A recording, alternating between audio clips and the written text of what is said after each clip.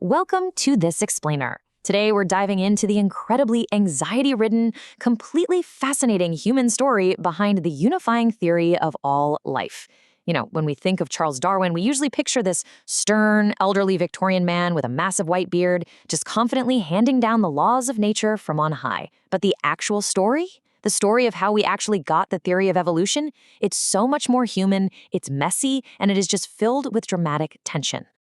Just imagine the sheer, absolute terror Darwin felt about his own discovery.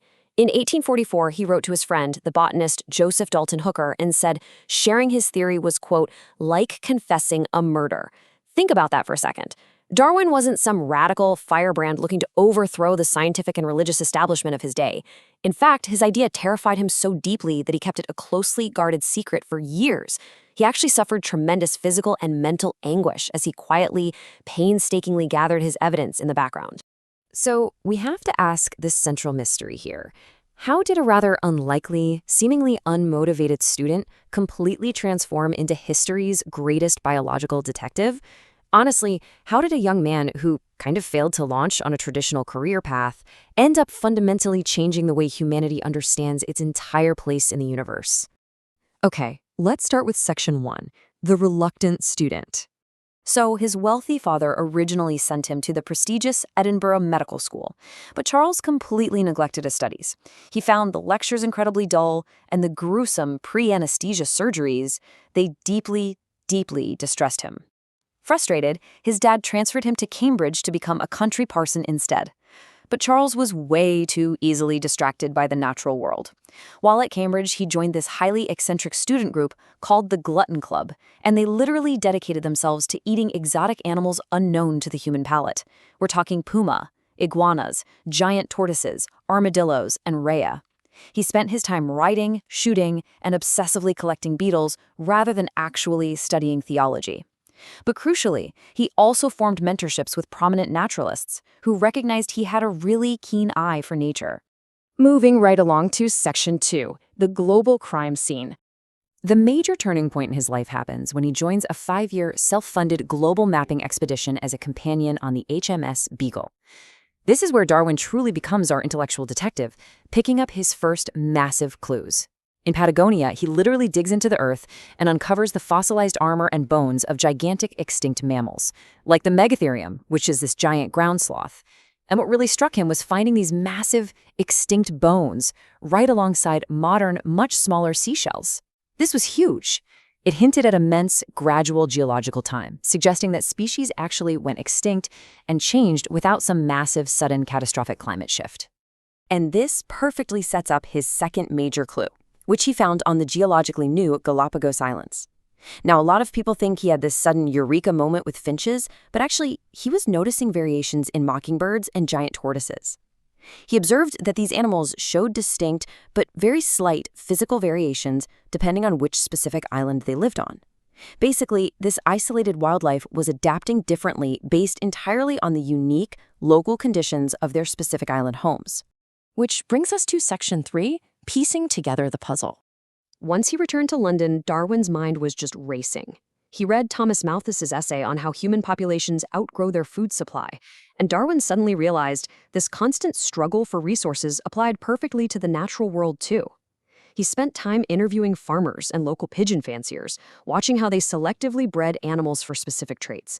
He compared this human-driven artificial selection to what was happening on a much grander scale out in the wild. Nature, with its limited resources, acts like a massive environmental wedge.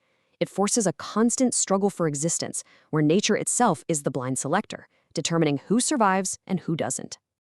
And this brings us to his breakthrough mechanism, natural selection. The core idea is that because organisms naturally vary, any slight variation that gives a creature an edge in surviving its specific environment means it will likely live long enough to reproduce and then pass that winning trait to its offspring. Over immense periods of time, these tiny, advantageous modifications accumulate until, eventually, a completely new species forms. He'd done it. He'd actually cracked the mechanism of evolution. But actually, before publishing this world-altering theory, Darwin applied this exact same hyper-analytical mindset to his personal life. He literally created this quirky pros and cons list about whether to marry his cousin Emma Wedgwood. Under Mary, he noted having a constant companion who was, in his own words, better than a dog anyhow. Wow. Well, under not Mary, he worried about having less money for books and a terrible loss of time. Ultimately, he chose marriage, and Emma became his lifelong companion and a vital intellectual sounding board. Now, think about the sheer timeline of his anxiety here. The gap between his discoveries and his publication is staggering. The Beagle Voyage ends in 1836. He has his theories sketched out by 1842, but he doesn't actually publish his masterpiece until 1859. For years, he just sat on the secret, and the stress was brutal. It manifested in terrible, debilitating stomach pains, palpitations, vomiting. To make sure no one could dismiss him as just some amateur, he spent 8 grueling years meticulously classifying barnacles, just to build an unassailable reputation as a serious biologist. All right, Section 4, the race to publish. So Darwin was slowly working on a massive multi-volume book about his theory. He was unwell, terrified of the public backlash, and totally content to just slowly gather his evidence. Then, in 1858, a massive jolt arrives in the mail. I mean, what would you do if a stranger across the world just solved your 20-year mystery? A younger naturalist named Alfred Russel Wallace sent Darwin an essay all the way from the jungles of Borneo, detailing the exact same mechanism of natural selection.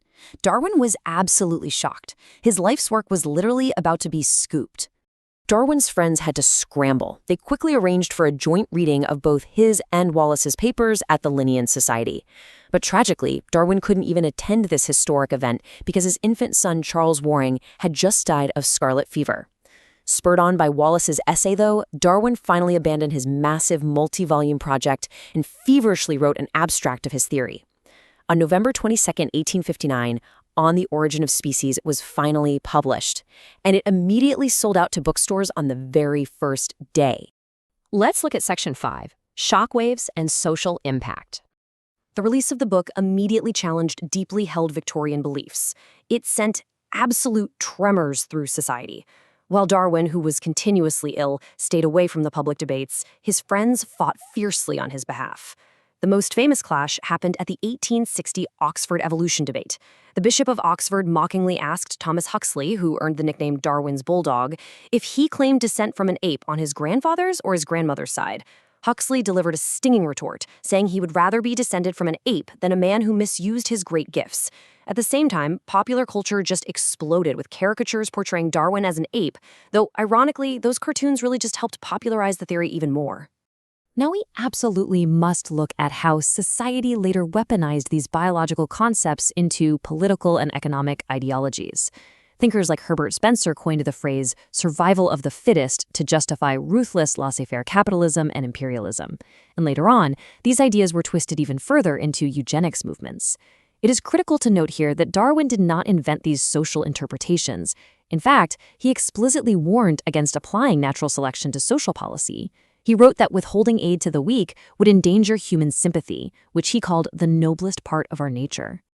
And finally, Section 6, Darwin's enduring legacy. Darwin eventually retreated to his rural home, Downhouse, and despite chronic illnesses keeping him bedridden for days at a time, his quiet output in those later years was incredibly prolific. He didn't just stop at the origin of species. He went on to demonstrate the predictive power of his theory by studying how specific orchids co-evolved to be pollinated by specific moths. He traced the complex movements of climbing plants. He proved that humble earthworms actually create the fertile topsoil of the earth, and he even wrote a pioneering psychology book on the evolutionary continuity of emotions between humans and animals. He proved time and time again just how deeply interconnected the entire ecological web truly is. Darwin closed his defining work with this absolutely beautiful realization. Endless forms, most beautiful and most wonderful, have been and are being evolved. This grand, unifying theory, especially when it was later combined with the genetic discoveries of the scientists who followed him, remains the fundamental bedrock of the biological world we live in today.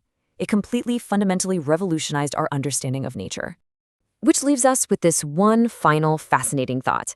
If Darwin's beautifully simple idea of natural selection, driven by environmental pressures, shaped all life over billions of years, we have to ask ourselves, in our modern age of advanced medicine, genetic engineering, and major climate alteration, how might humanity be artificially selecting the future of our very own evolution?